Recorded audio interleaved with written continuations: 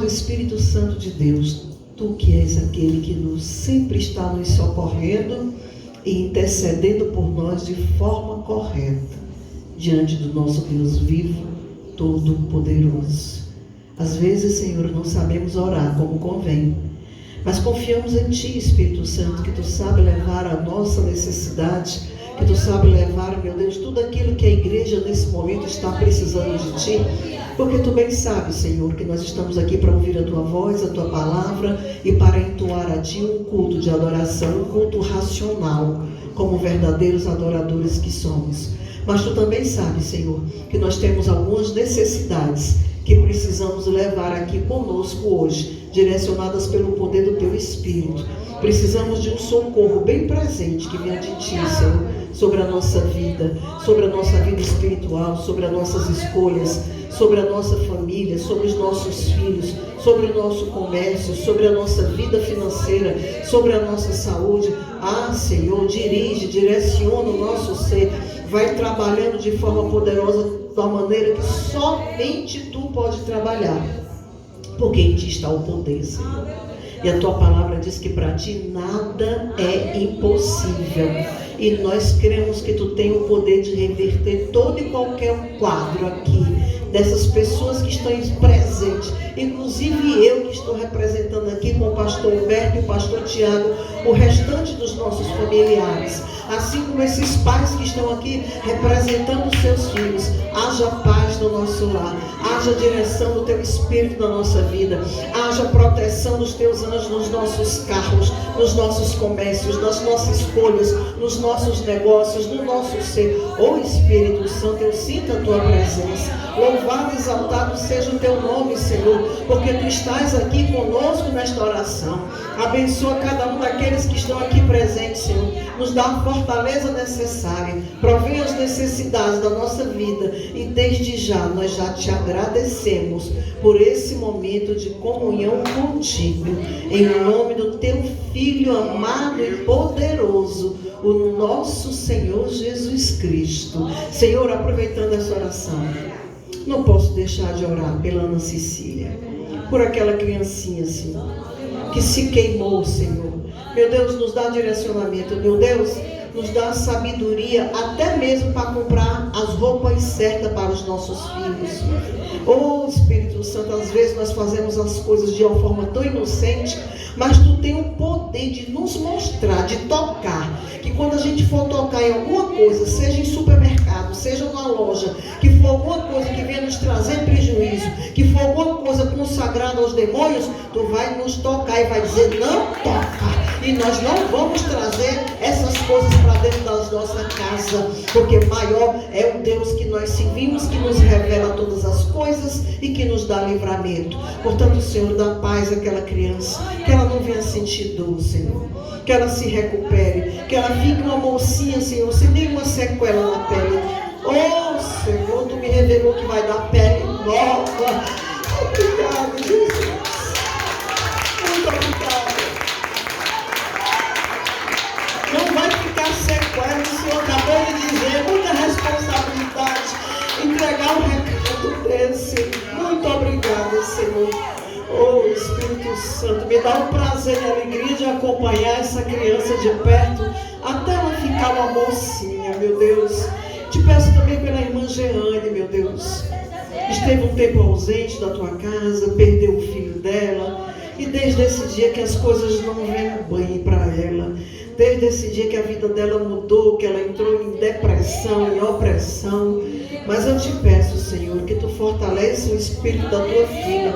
Abra uma janela para ela, para que ela possa ser operada, curada, tratada, transformada pelo poder do Teu Espírito. Dá força à Tua filha para Te buscar novamente, para vir para a Tua casa e receber de Ti a cura. Eu sei que Tu pode todas as coisas, porque nós servimos um Deus vivo que pode todas as coisas. Espírito da verdade, toma o primeiro e último lugar, e que nós venhamos entender esta palavra. Que não seja uma palavra para mostrar mostrar conhecimento, não. Que seja uma palavra que nos traga entendimento, libertação, compreensão e que nos venha fazer trilhar pelo caminho certo. Tira todos os comichões dos ouvidos, tira todas as escamas dos olhos e tira toda a falta do entendimento daquilo que é verdadeiro, em nome de Jesus. Amém. Glória a Deus. Queridos, nós vamos mais uma vez ver aqui 1 Reis, inclusive ontem uma psicóloga, amiga nossa, que eu conheci através da Ana Cleide. Nós temos 3 anos aqui, né? Conheci através da Bárbara, não foi do Tiago? Foi, através do Tiago, né, Tiago? E da Bárbara e a Ana, coincidentemente a Ana conhecia ela, mas quem trouxe para cá foi a Ana, né? Excelente moça, excelente jovem, que já nos trouxe uma palavra aqui no Chá das Mulheres, né? Muito interessante.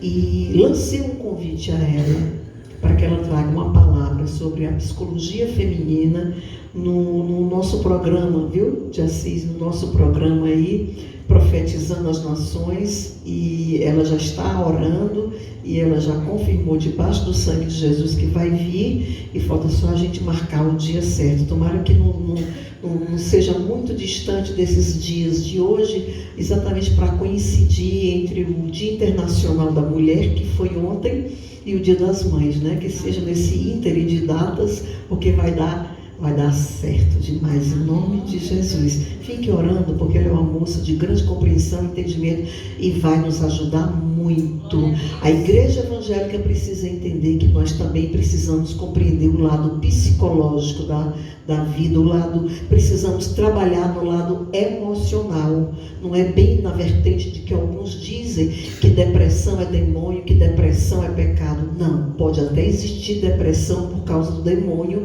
e por causa de pactos anteriores que foram feitos através de obras de feitiçaria. Existe sim demônios que deprimem as pessoas que ainda não conseguiram quebrar este pacto totalmente. Só tem uma maneira de quebrar: é se vir a Jesus de maneira correta dentro da palavra de Deus, recebendo as orientações e obedecendo a voz do Senhor. Glória a Deus.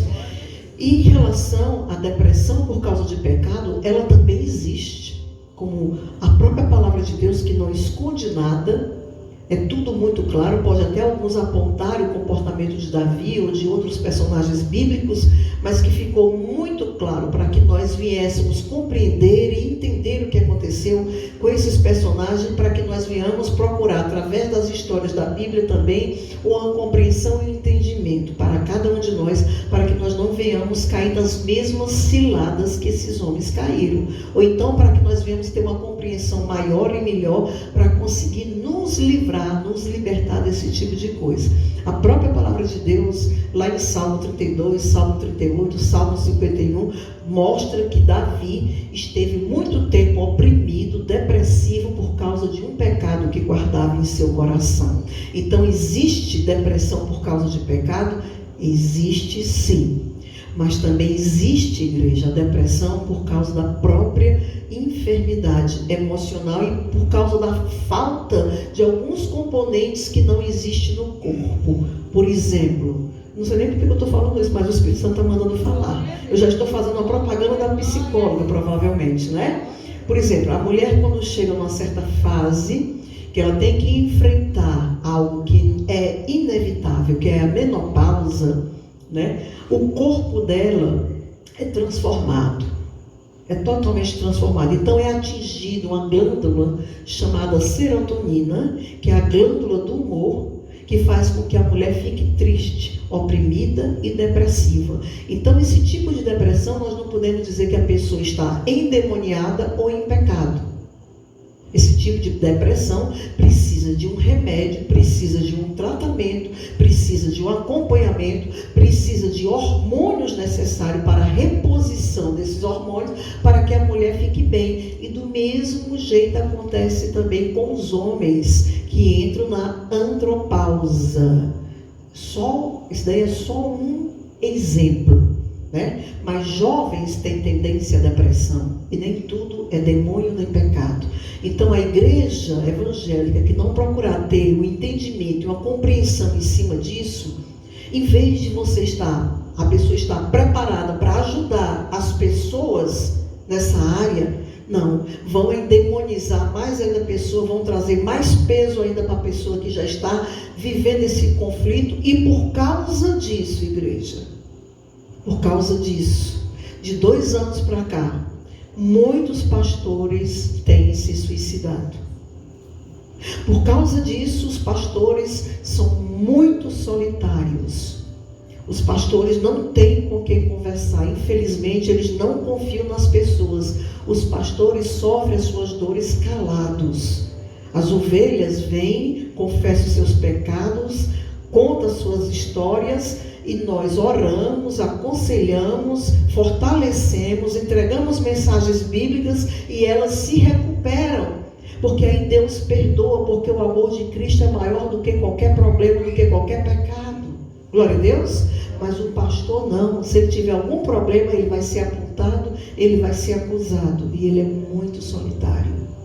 Então, queridos, a gente tem que ter muita sabedoria para lidar com todas as situações a quais, principalmente de agora em diante, porque Jesus está bem pertinho de voltar, tudo que está ao nosso redor está mudando, e o nosso comportamento também precisa mudar. A nossa maneira de ver as coisas também precisa mudar. Então a gente tem que aprender a pedir um olhar, aquele olhar que Jesus teve em relação à mulher samaritana, em relação às outras mulheres, às outras pessoas que precisaram da ajuda dele no momento certo. Um olhar de amor, de complacência, de misericórdia. É isso que nós precisamos para que nós venhamos nos ajudar uns aos outros. Glória a Deus. Se você não tiver palavra para edificar, não critique nenhum ministério, não critique nenhum pastor, não critique nenhuma ovelha.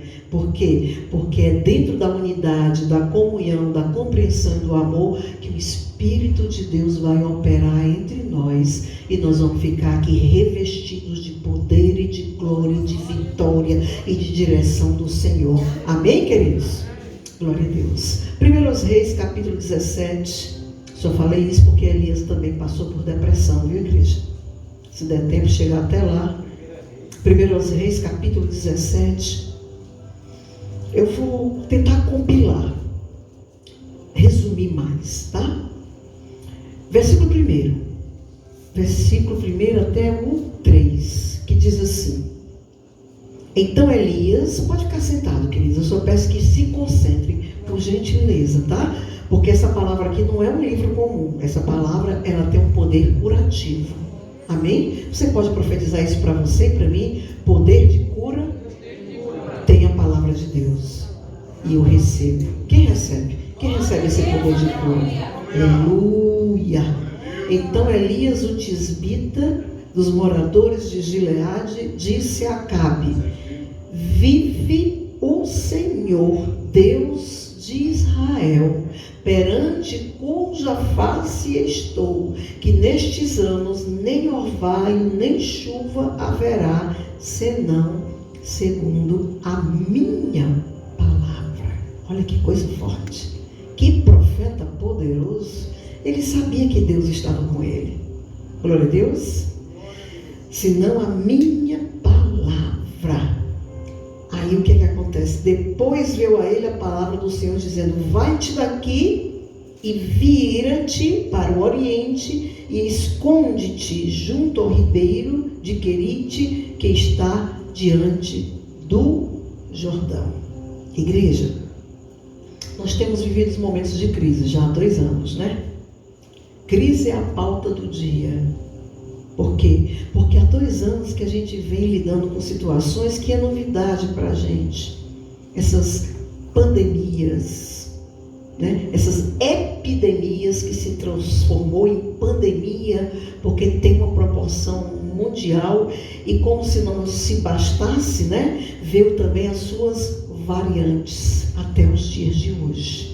Então, há tempos e tempos, quantas mortes não houveram, quantas pessoas que conhecemos não morreram, quantos artistas renomados com dinheiro, quantos empresários do mundo inteiro não tiveram com toda a sua fortuna o potencial e a capacidade de comprar a sua cura? Quantos? Eu acho que Deus está querendo mostrar alguma coisa à humanidade. Quem for sábio, que preste atenção. Glória a Deus. Mas eu quero dizer aqui uma coisa a vocês. Esse período que Elias viveu, apesar de ser situações diferentes, não está muito diferente dos dias de hoje. Há 18, 20 anos a gente vem vivendo crises políticas, né? Coisas que também não nos agradam em questão de escândalos, né? E assim mesmo nós estamos aqui por um ato de fé. Elias viveu crises políticas, situações difíceis, pior do que a nossa no tempo dele. Agora, quem era Elias? Elias, o tisbita, era um homem simples, comum, humilde, de uma família simples, que veio numa cidade pequenininha que não está nem no mapa. Ele tem esse nome, né, porque é um nome de uma cidade, de um lugar a qual ele nasceu, cidade de Tisba. Ele era lá do pezinho do sopé daquela montanha, a famosa cidade de Gileade, né? Para quem gosta de história, nós sabemos o que é que aconteceu com as árvores de Gileade, né? Que é o bálsamo de Gileade, que tinha umas árvores que pareciam tipo umas seringueiras que davam um líquido branco, e que esse líquido tinha um poder curativo tão grande, que Carlos Magno, quando o grande, né, quando ele fez a batalha dele ali naquela região, ele foi para este lugar para que todos os soldados deles que estavam feridos foram tratados com esse leite dessa árvore, deste lugar chamado Bálsamo de Gileade, que é da cidade de Gileade, porque a cura de grandes proporções, grandes ferimentos, em 24, 48 horas já estava, né, o ferimento fechado, curado.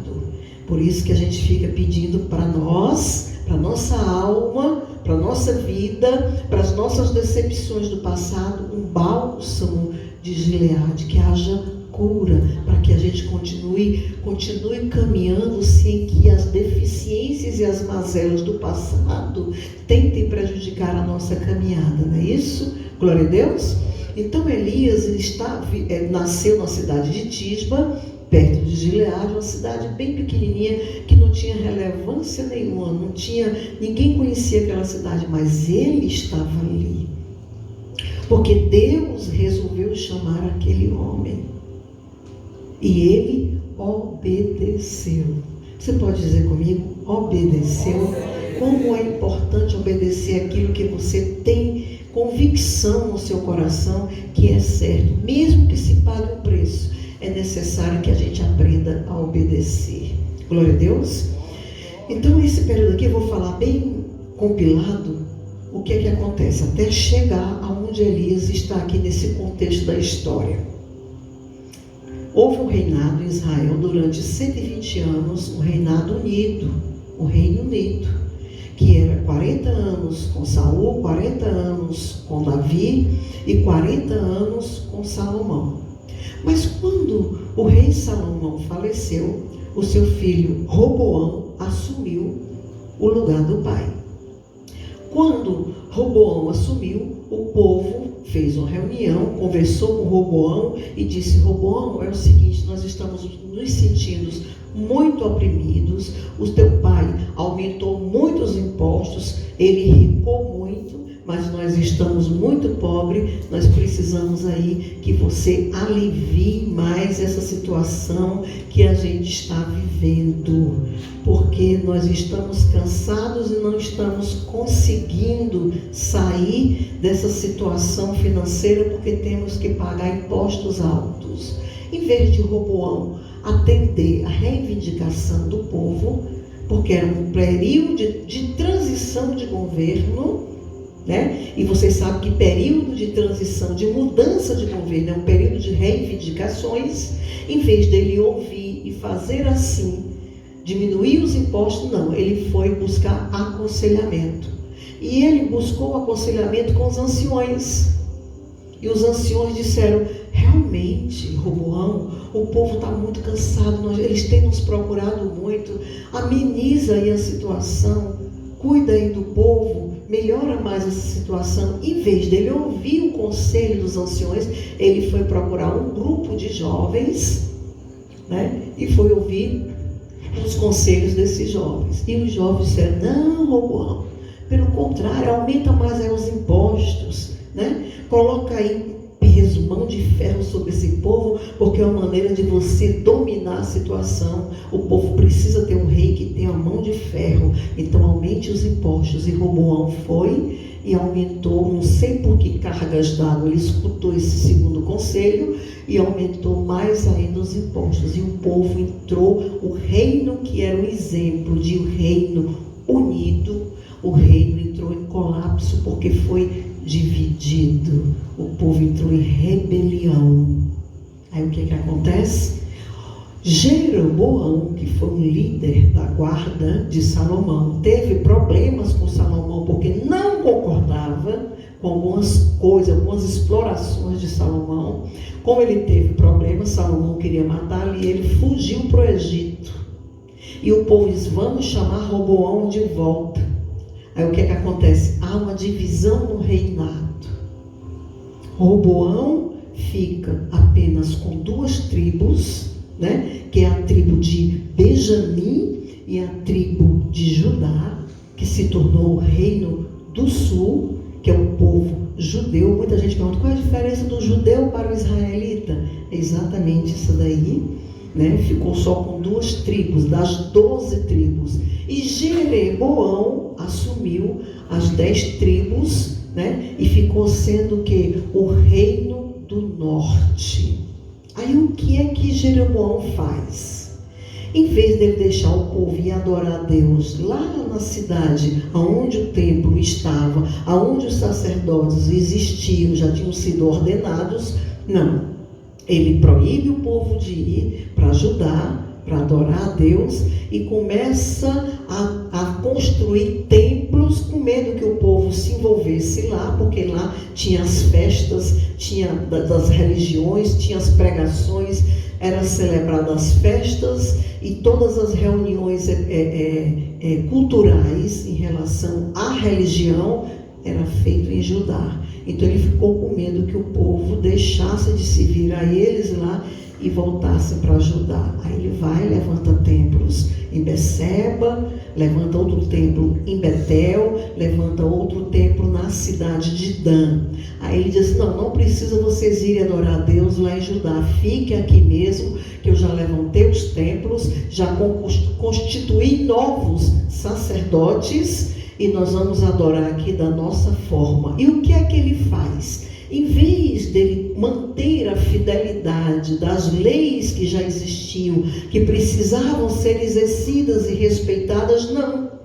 Como ele levantou aqueles templos, levantou novos sacerdotes e queria agradar o povo, e já existia uma mistificação de deuses lá, já existia um sincretismo já invadindo aquele lugar, ele vai e coloca o povo para adorar a Deus de qualquer jeito, e aproveita e coloca outras imagens de deuses naqueles templos, e o povo começa a se habituar a isso daí.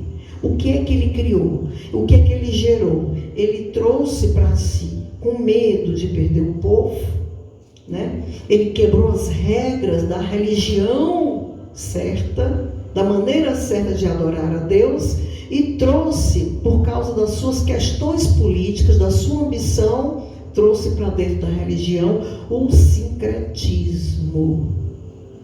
Trouxe outros deuses.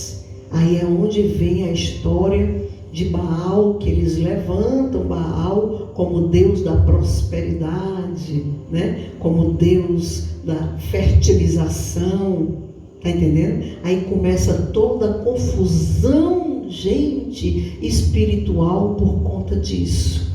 Começou um reinado errado. E foi dado a continuidade desse reinado de forma errada. Ele amaldiçoou porque entrou num caminho errado e todos os seus sucessores entraram num caminho errado.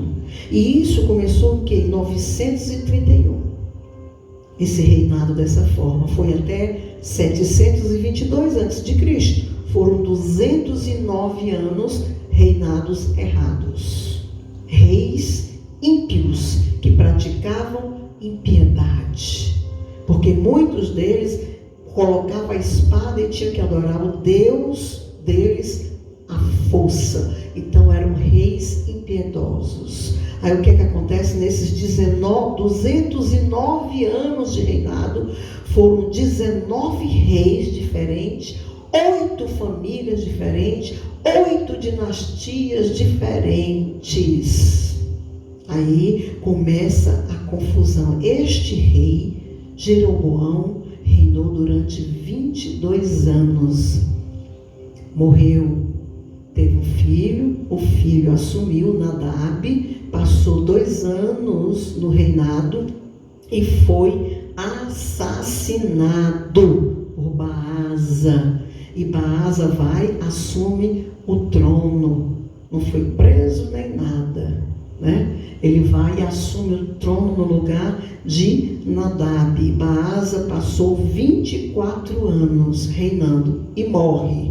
E tem um filho chamado, aí Baasa pega e mata toda a família de Jeroboão, para não ter perigo da família assumir qualquer cargo, para ele ficar com um cargo maior, que era o de rei e a família dele, né? Aí vai, nasce lá, e é lá quando estava com 2 anos, que estava no reinado, que era o filho de Baasa, vem Zerri e mata Elá. Olha, se vocês prestarem atenção, se nós prestarmos atenção, o que acontece? Baasa tinha matado o filho do primeiro rei, né, que tinha 2 anos de reinado. Aí vem, na mesma moeda, vem e matam um filho dele, que também estava, isso está lá em 1 Reis, capítulo 15, né, pastor Tiago? Mata também o filho de Baasa. Aí Zerri vai, e se embriaga, enche a cara, né? E vai e mata Elá. Só que Zerri só passou 7 dias no governo. Só 7 dias. Por quê? Porque chamaram lá o chefe do exército chamado Onri, para dizer assim, olha, ele praticou o mal, ele matou o rapaz, não dá certo. Aí houve uma revolta, e aí o que ele faz? Ele vai, se embriaga, mata o rapaz, e passou 7 dias, toca fogo no palácio, quando ele viu que na cidade de Tirza, quando ele viu que estava, né, as pessoas iam invadir o palácio, ele vai e se mata. Ainda toca fogo no palácio. Aí vem Onri, que foi o primeiro, foi o pior até então, de todos os reis que tinham assumido, né? Vem Onri e assume. Aí Onri vai, passa 22 anos, morre e Acabe. Aí chega agora o momento da história onde Elias está sendo aqui contextualizado, está vivendo esse momento, né? Aí o que acontece? Acabe foi pior do que o pai dele, Onri, como rei, foi o pior. E para inteirar a cédula, ainda se casa com a pior mulher do mundo. Uma mulher assassina e uma mulher feiticeira. Aí o que acontece? Se tornou ali, naquele lugar, um caos de adoração. Aquela mulher impunha a força, a espada, aquele povo tinha que adorar, um período muito difícil. Por isso que Elias foi até o palácio, já começou num chamado muito importante, né?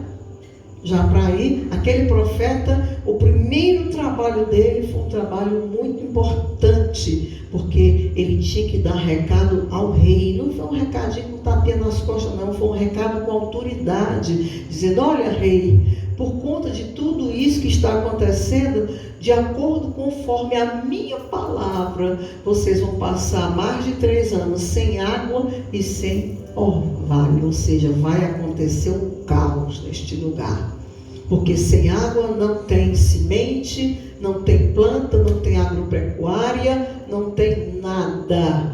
né? O caos está instalado, os problemas sociocultural, religioso, econômico vão começar a acontecer para vocês verem que Deus, que Baal não é nada, mas sim o Deus que nós servimos. Aleluia! O Deus de Abraão, de Isaac e de Jacó. Foi isso que aconteceu, né?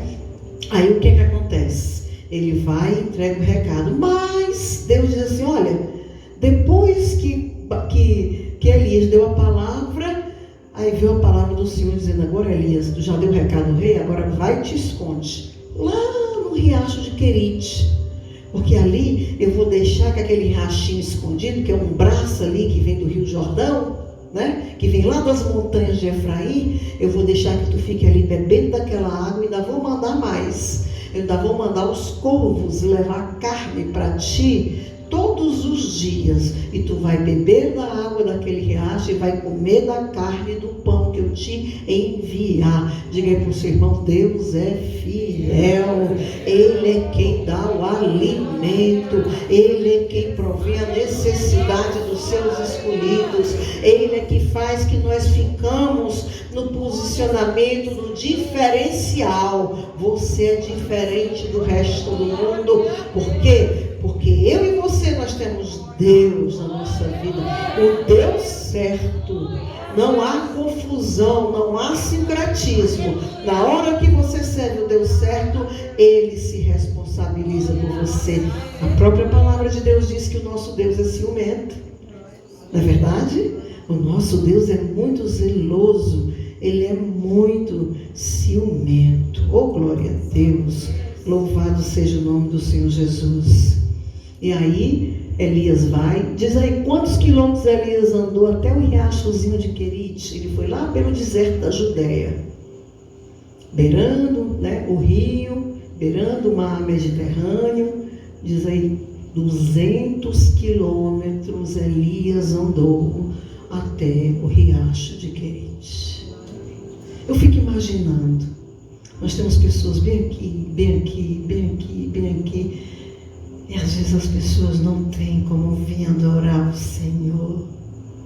Às vezes as pessoas não têm tempo de vir adorar a Deus.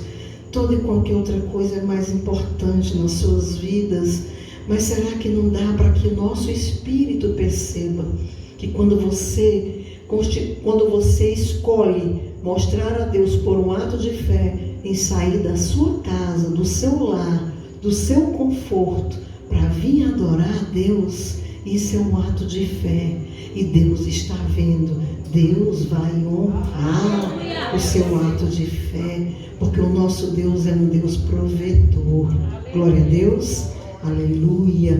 Elias foi, andou 200 quilômetros e ficou ali naquele lugar. Dizem alguns estudiosos que ele ficou mais ou menos quase uns 3 meses naquele lugar.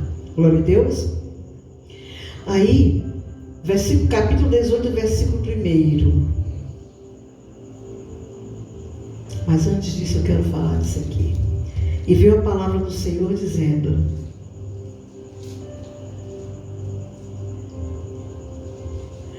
versículo 7 do capítulo 17. Sucedeu que passados dias o ribeiro, versículo 7 do 17, se secou, porque não tinha havido chuva na terra. Glória a Deus. Diga aí, a palavra do profeta aconteceu. O profeta, quando tem comunhão com Deus e anda em obediência, a palavra dele é chave.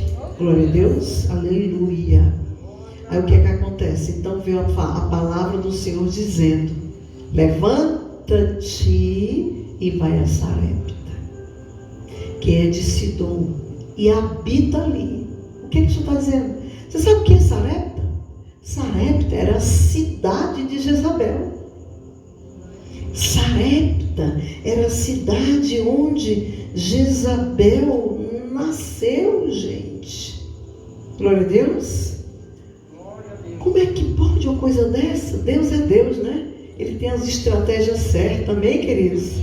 Aí quantos quilômetros é de Querite até Sarepta? que hoje o nome da cidade é Sarafanate. Mais de 200 quilômetros. Lá vai Elias andar mais 215, 220 quilômetros até Sarepta. E Deus ainda disse mais: olha, eu já ordenei ali uma mulher que te sustente, uma viúva. Ora, a viúva passando fome. Gente, pelo amor de Deus, o profeta sai do riacho de Querite para não morrer de sede e vai para uma cidade correndo risco de morrer de fome. Que coisa tremenda, igreja. Se você conseguir entrar, se você conseguir vivenciar o pano de fundo desta palavra, porque ela tem este poder de fazer você se conscientizar do poder que Deus tem na vida do homem que o obedece. Deus é Deus. Eu ordenei uma viúva, tinha muitas viúvas naquele lugar. Ali tinha muitas guerras, eram muitas perdas de pessoas, mas Deus não usou uma viúva de Israel. Deus não usou uma viúva de Samaria. Deus diz: olha, vai lá para o foco, vai lá para Sarepta, porque eu já ordenei uma viúva que nem conhecia o Deus de Elias, uma viúva que adorava outros deuses. Dá para entender o que é que Deus faz, igreja?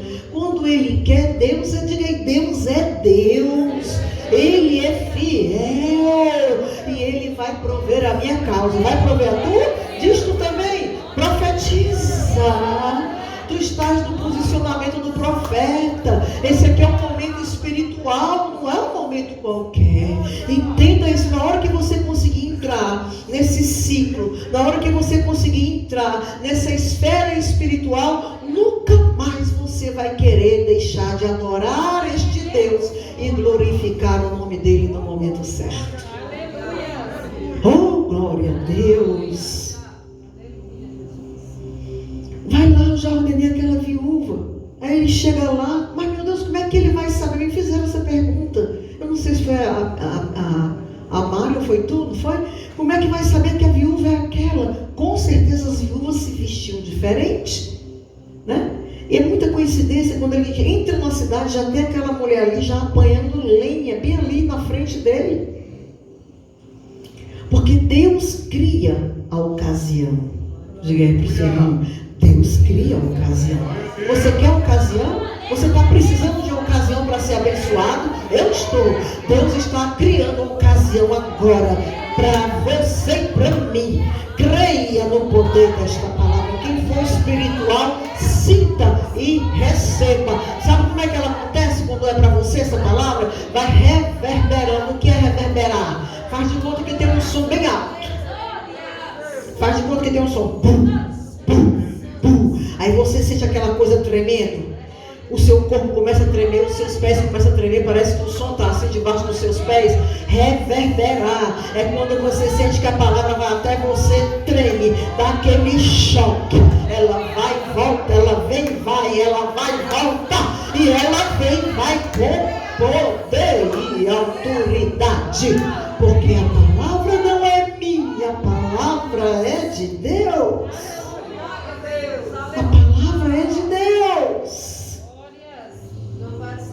Ore cantara, braço e merresma caramaçu. Eita, ramassa na Maria. Homem, te levanta e vai.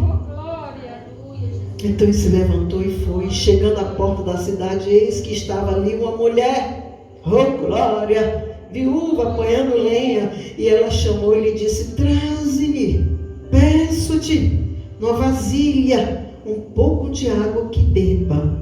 E indo ela a buscá-la, ela a chamou, ele a chamou e lhe disse: traze-me agora também um bocado de pão na tua mão. Porém ela disse: vive o Senhor teu Deus, que nem um bolo tenho, senão somente um punhado de farinha numa panela e um pouco de azeite numa botija. E vês aqui que eu apanhei 2 cavacas e vou prepará-lo para mim e para o meu filho, para que o comamos e morramos. Eu poderia exigir exigida a esta mulher uma fé maior do que aquela, que ela já estava ouvindo a voz do profeta.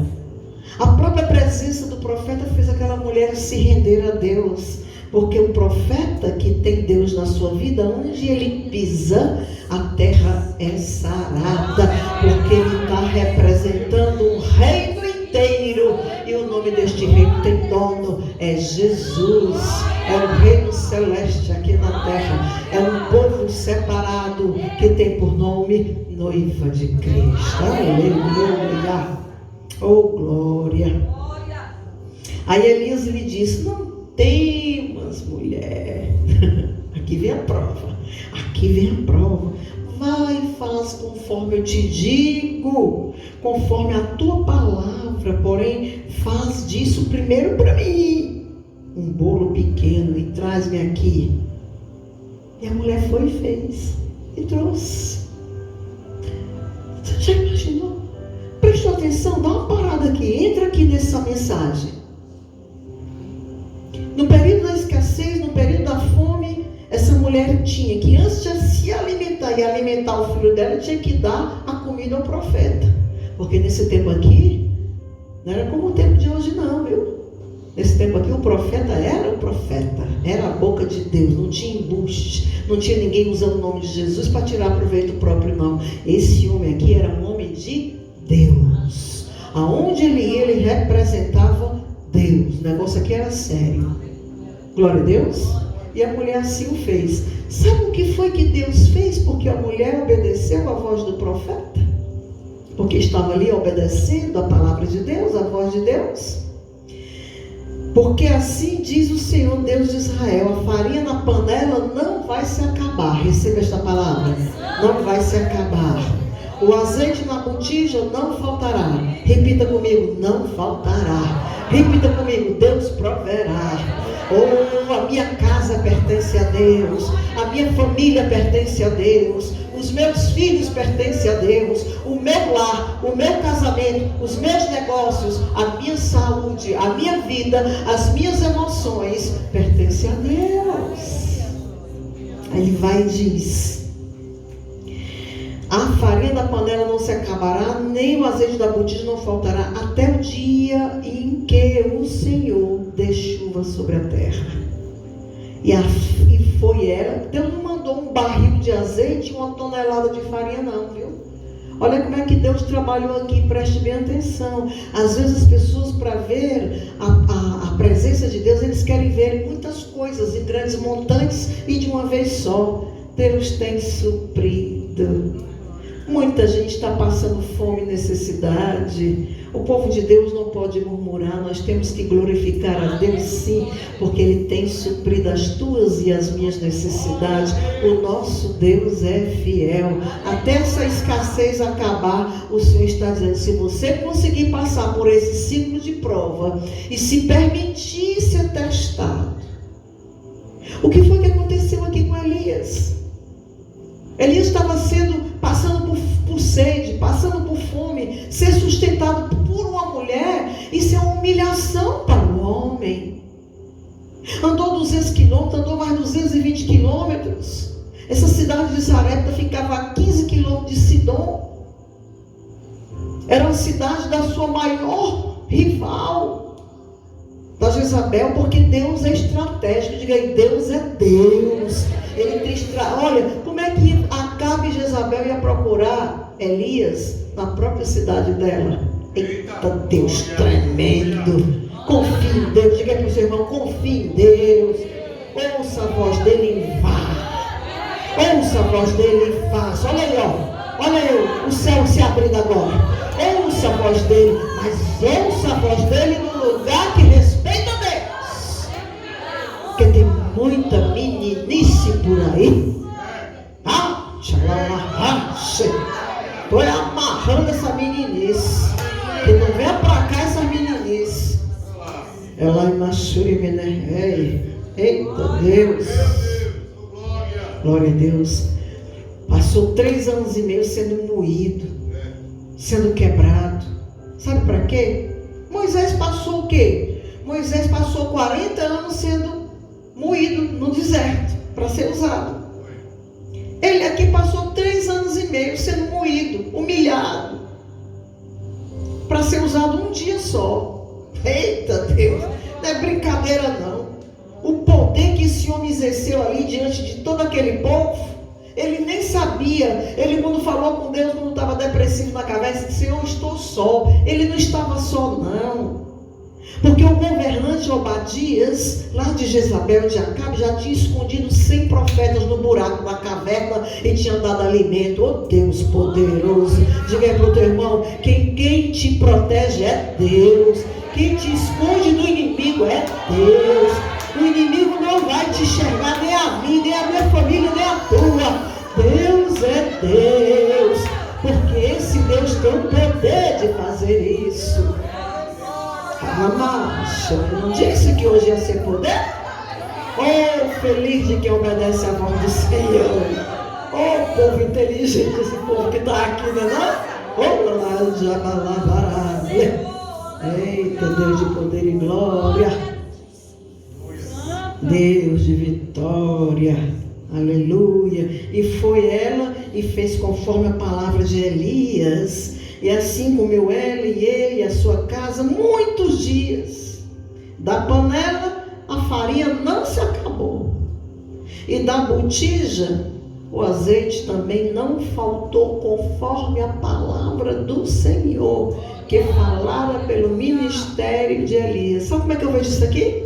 Todo dia a mulher ia lá na panela, usava aquela farinha ali todinha que tinha, fazia o bolo do dia, ia lá no tonelzinho, na botija, usava o azeite todinho, fazia o bolo do dia, não ficava nada. E comiam, e bebiam. Aí quando ia no outro dia, chegava a hora da comida de novo, quando ia lá vai estar a mesma farinha, está o mesmo azeite. Deus não deixa faltar o azeite nem a farinha daqueles que aprendem a ouvir e obedecer a sua voz. Aí o que acontece depois dessas coisas? O filho da mulher vai e adoece. O filho da mulher vai, a mulher viuvinha tinha um filhinho pequeno, o menino vai e morre. A mulher se desespera. Eu vou aqui só parafrasear algumas coisas, certo? O filho da vizinha brinca, faz tudo, joga pedra no outro, levanta falsa, aponta, o menino pega uma gripe. E o filho da viúva que estava dando alimento ao profeta vai e morre. Dá para entender? Pastor, o que você quer dizer com isso? O que eu quero dizer, igreja, é que quando há obediência, entre nessa esfera comigo, por favor. Esse menino já estava projetado para que ele morresse nessa data. Mas o profeta foi até ali porque Deus queria que ele estivesse na casa daquela viúva, porque com certeza ele conhecia o coração daquela mulher, que era um coração bom e obediente. Glória a Deus. Aí o que acontece? Aquele menino morre. A viúva fica desesperada e botou o corpo no Elias. Ei, profeta, o que tem eu contigo? Tu vem aqui para que os olhos de Deus fiquem voltados para este lugar e Deus comece a ver meus pecados do passado e vem à tona e vem a me castigar? O que tem eu contigo? E o profeta ficou olhando para ela e não disse nada, porque a mulher estava desesperada. Não é verdade? Tem aquele versículo da cana, né? Como é que diz, pastor? Sabe como é? Como é, Fabiano? A cana trilhada e o pavio que fomega. Tu sabe esse versículo aí? Quem sabe? Me ajuda aí.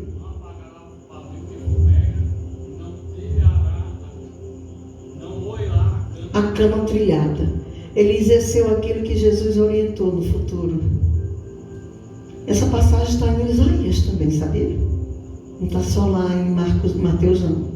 Está em Isaías também. Porque o que era que ele poderia dizer com aquela mulher que já estava tão sofrida, já estava tão quebrada, amargurada, a cana trilhada, a cana moída, o pavio fumegando, sem luz, desorientada, desequilibrada com a perda do seu único filho? Ele não podia dizer nada. A única coisa que ele disse, sabe o que foi? Mulher, dá-me aqui o teu filho. Traz. Passa aqui para cá. criança aqui. Vai e leva a criança até o quarto e sobe. A palavra de Deus diz que ele coloca a criança na cama e deita por cima do menino e diz que ele ora desesperadamente, pedindo a Deus uma coisa que ainda não tinha acontecido até então. Elias pediu a Deus que ressuscitasse aquele menino. Elias disse: olha, se eu for possível, está aqui, ó, a minha alma eu divido com ele, a minha respiração eu divido com ele, mas não faça isso com aquela viúva que já está tão sofrida. E sabe o que Deus fez? O que foi que Deus fez? Ressuscitou a criança. Diga aí para o teu irmão: Deus ressuscita até hoje. Até então não tinha havido nenhuma ressurreição na história da Bíblia. Essa foi a primeira. E sabe o que o profeta fez? Desceu com a criança e entregou a criança. Pega, mulher, o teu filho. Alimente, está aí teu filho vivo. Está aí a tua família viva. Está aqui meus filhos, minhas netas vivos. Está aí os teus sonhos vivos. Porque Deus é Deus. É Ele que ressuscita os sonhos. É Ele que ressuscita a nossa alegria de viver, a nossa esperança, a nossa fé. Temos dentro de nós ainda pequenos filhos sendo gerados, que são os pequenos sonhos que ainda vão se concretizar, porque Deus é Deus, Ele é fiel para nos ajudar. Glória a Deus. Louvado seja o nome do Senhor. Deus é o Deus que livre, leva o profeta na hora certa e no momento certo para a sua casa. Não é como o homem quer, como Deus quer, porque Ele é Ele quem manda na nossa vida. Glória a Deus. Aleluia. Aí lá no versículo 18, capítulo 18, diz assim: e sucedeu que depois de muitos dias, primeiro versículo 18, do capítulo 18, a palavra do Senhor veio a Elias no terceiro ano, dizendo: vai e mostra-te a Acabe, porque darei chuva sobre a terra. Tu já imaginou o que é que Deus fez com esse profeta? O profeta vai dar um recado: agora some, desaparece, corre lá para o riacho de Querite, te esconde lá porque o negócio está preto para ti.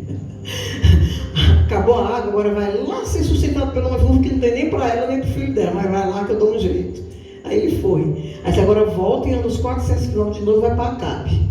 Enfrenta a fera lá, que tu já fez raiva aquele homem e a mulher dele, porque estão atrás de ti, um monte de gente atrás de Elias e não encontrava. Porque Deus cega os nossos inimigos. Você crê no poder dessa palavra? Ele cega os nossos inimigos. Eu recebo. Glória a Deus. Aí o que acontece? Ele vai dar o recado. E foi Elias mostrar-se a Acabe, a fome era extrema em Samaria. Acabe chamou Obadias, o mordomo. Vai. Aí o que acontece? Então, versículo 21, Elias se chegou a todo o povo e disse, no versículo 17, e sucedeu que vendo Acabe, Elias disse-lhe: Acabe, tu és o perturbador de Israel, Acabe. Por que ele disse isso? Porque 3 anos e meio antes Acabe disse que ia faltar a chuva e ao vale, e faltou. Mas Acabe foi tão complacente com a viúva, não foi? Elias foi tão complacente, obrigada meu filho, foi tão complacente com a viúva, não foi? Mas com o rei ele não foi não. Ele pegou isso assim. Então disse ele quem? Elias: eu não tenho perturbado a Israel, ó rei, mas tu e a casa de teu pai sim, porque deixastes os mandamentos do Senhor e seguistes os Baalins, seguistes outros deuses, não conseguiste adorar apenas um Deus, porque esse é o único Deus fiel e verdadeiro. Tu é que manteve, tu foi quem trouxe desordem para a tua própria casa, para a tua própria cidade, porque não consegue se libertar das tuas tendências, da tua ambição, da tua vaidade, do teu sincretismo. Porque adorar mais do que um Deus é mesmo que você está acendendo uma vela para Deus e para o diabo. Aí o que é que lá na frente ele vai ainda diz assim, ó, o que é que ele diz? Então Elias chegou a todo o povo e disse: até quando vós cocheareis, povo? Até quando cocheareis entre dois pensamentos? Se o Senhor é Deus, segue-o. Se é Baal, segue-o. Porém, o povo não lhe respondeu nada. O que é que ele quis dizer? Tu quer servir a Deus? Serve somente a Deus. Tu quer servir o demônio? Quer servir o Baal? Vai e segue o Baal. Mas sai de cima do muro. Deixa de ter dois pensamentos. Não é isso que ele está querendo dizer? Vocês compreendem dessa forma ou não? Glória a Deus. Toma uma atitude, toma uma decisão. Aí vai todo o processo. Ao ponto, para encerrar aqui, que já deve estar já na hora, de Elias chamar. Eram 450 profetas de Baal, 400 do Elias. Aí o Elias com ele sozinho, né, disse assim: olha, chama aí todos os profetas de vocês, e vem tu aí, profeta principal. Vamos fazer o seguinte: tu clama primeiro o teu Deus Baal, para que mate, para que venha aqui receber o holocausto, o sacrifício. Eu vou aqui para o altar, eu vou também preparar o altar. Sabe o que ele fez? Ele restaurou o altar que estava quebrado. Diga para o seu irmão: precisa restaurar o altar. Para que a coisa funcione, para que Deus venha agir na tua vida, na minha vida, precisa restaurar o altar. Ele restaurou o altar, pegou as 12 pedras representando as 12 tribos. Aí ficou aquele povo lá chamando Baal de manhã até meio-dia. E ele disse: cadê o teu Deus? Grita mais. Pode ser que ele não esteja te ouvindo. Grita mais. Ele é louco por um acaso? E nada. Começaram a pegar a faca, a se retalhar, a se espadar, a se cortar, porque é assim que o demônio age. O povo gosta. Quem está debaixo do domínio do demônio gosta de levar é furada do demônio mesmo, em vez de estar servindo a um Deus vivo. Estão todos se cortando. Cadê? Nada. Aí ele disse: agora é minha vez. Agora pare, que agora eu vou clamar esse Deus. Aí ele orou. Ele disse assim: olha, faz o seguinte, não faz só isso não, vamos dar água para Deus também. Pega aqui uma vala e faz uma vala aqui e bota água. Corta o bezerro em pedaços e coloca aqui no altar. Aí clamou a Deus. Sabe o que Deus fez? Veio, consumiu o holocausto e bebeu a água todinha. Porque o nosso Deus, Ele é fiel. Ele começa e Ele termina. Ele se responsabiliza. Ele honra o profeta. Ele honra o povo. O povo adora espetáculo. E o povo estava tudo ali vendo tudo aquilo de pertinho. Sabe o que foi que o povo diz? Deus é Deus, nosso Deus é grande, Deus é fiel, Deus é fiel, Deus é fiel. E aquele povo resolveu adorar somente a um Deus. Diga aí para o seu irmão: Deus é fiel, Deus é fiel. Ele vai restaurar o altar, Ele vai renovar, Ele vai declarar a vitória desta igreja. E não é pela metade não, é por completo. Quem for sábio que leva esta palavra, quem for inteligente, sinta a presença do Espírito de Deus. Leve e prospere na sua vida. Sirva ao Deus forte. Não sei por que eu estou batendo essa tecla. Sirva ao Deus forte, ao Deus certo, e verás o que Ele vai fazer na tua vida. Que Deus abençoe em nome de Jesus.